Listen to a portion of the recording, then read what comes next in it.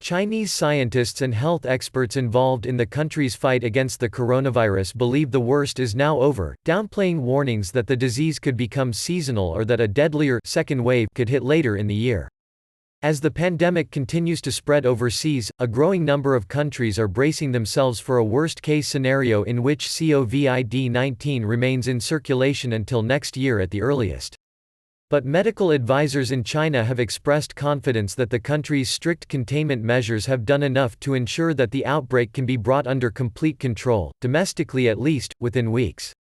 Though they remain wary of the risks of importing cases from overseas, they say China should be capable of eliminating COVID-19 in the same way it eliminated severe acute respiratory syndrome (SARS) in 2003.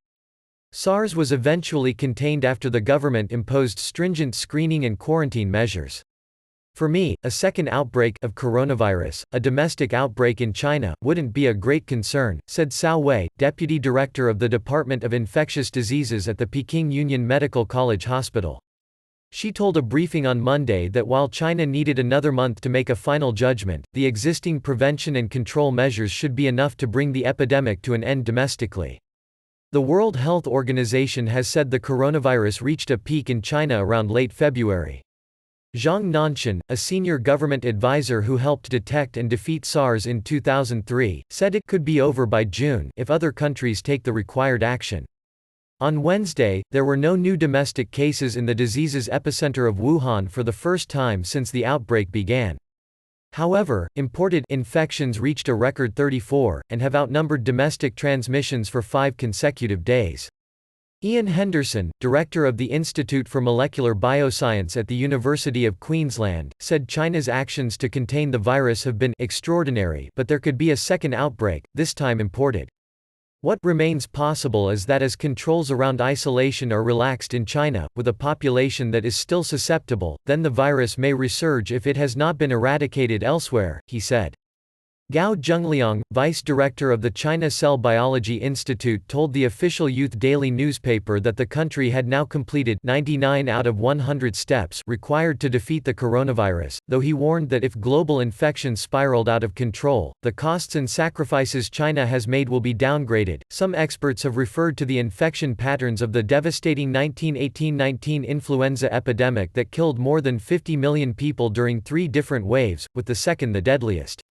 However, Henderson said it was important to recognize the current virus was different from influenza. Global interconnectedness means that instead of coming in waves, new viruses are now more likely to spread and circulate until they mutate or until a certain level of immunity is reached. One crucial issue is how long a previously infected patient remains immune.